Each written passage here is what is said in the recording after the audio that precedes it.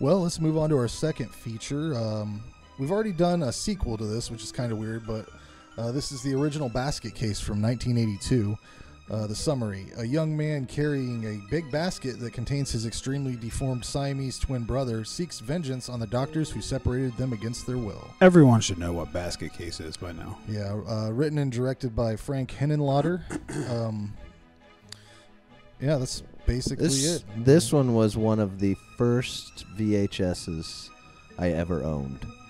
And I can't remember exactly. The first four were this, Night of the Living Dead, Evil Dead 2, and Texas Chainsaw Massacre 2. And I can't remember which of the ones came first. Like I bought them 2 and 2, but this was one of my first horror movies I ever owned. I had this on VH too. Kmart always seemed to have this around Halloween. Of all the movies out there, I think I picked mine up at Flying J, the truck stop in Beaver Dam, because this and Zombie.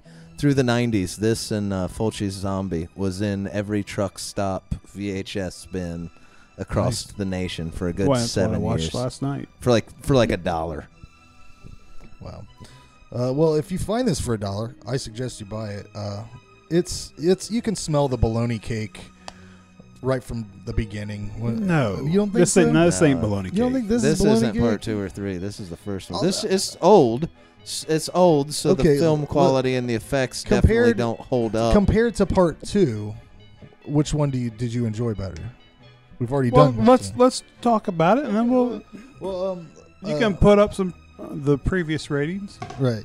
I like the whole setting of it. And grimy New York in the 80s is great anytime that you can get it. Dwayne's perm is fucking perfect in this movie, and Belial looks perfectly shitty, as he should. Dwayne pulls out a lot of money when they go to pay for he goes to pay for his hotel room. That was the whole budget for the whole movie. So they actually used it.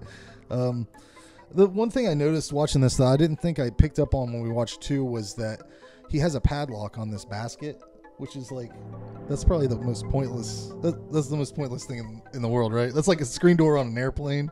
It's really not worth much, and the dude just kicks it right off, like you do.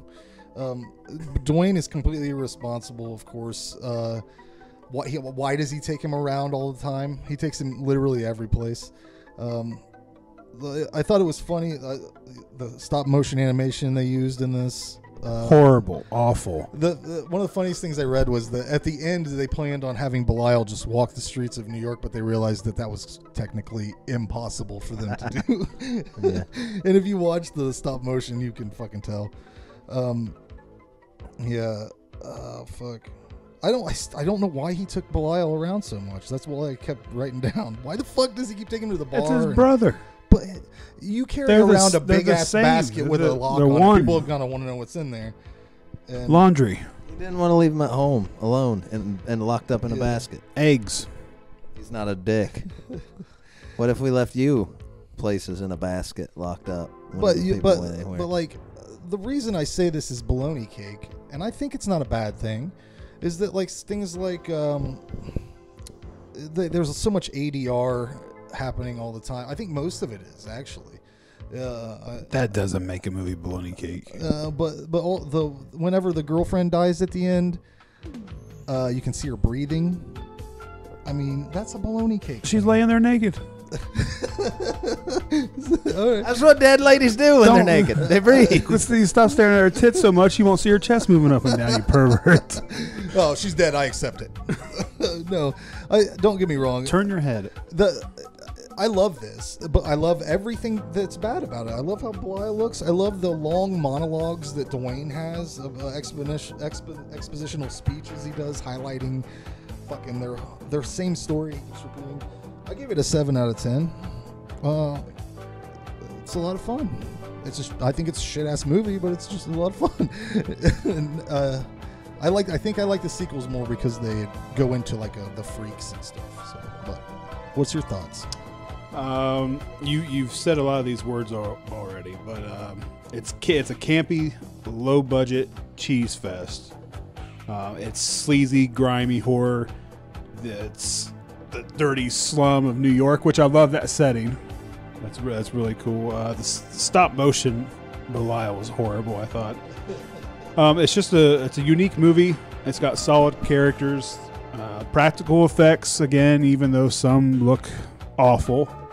It's kind of just. I think it's a good representative of horror on VHS. Like,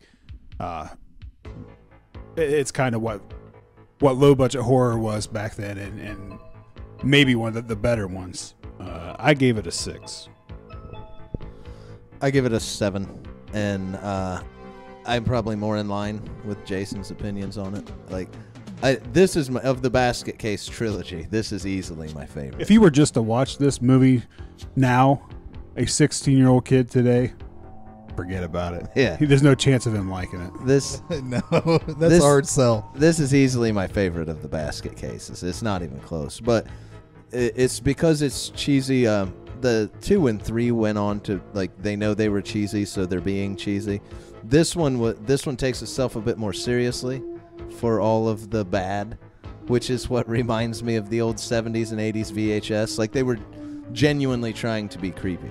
Yeah, like this is an attempt at a horror movie, not an attempt to make you laugh a lot. You do laugh because the effects don't hold up at all, and it's low indie shitty 70s horror movie. But this, like, all that stuff that makes fun of that stuff, this is one of the best to watch of the cheese of that.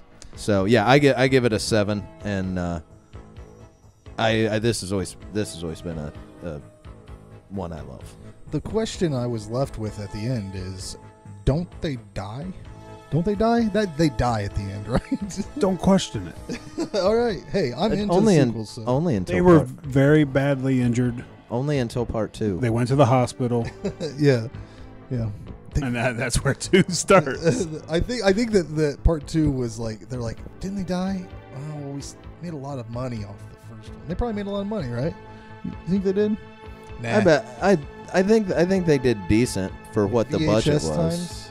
Yeah, for what the budget was. Like, I think this was I can't remember, but I feel like this was a more popular, not one of the huge ones, but this is a fairly popular horror movie. I've always known about it. I would say the video sales is where this So, thrived. like, I think if you'd look at budget and then how much they actually made off of it, they probably made a good deal of money off the first one.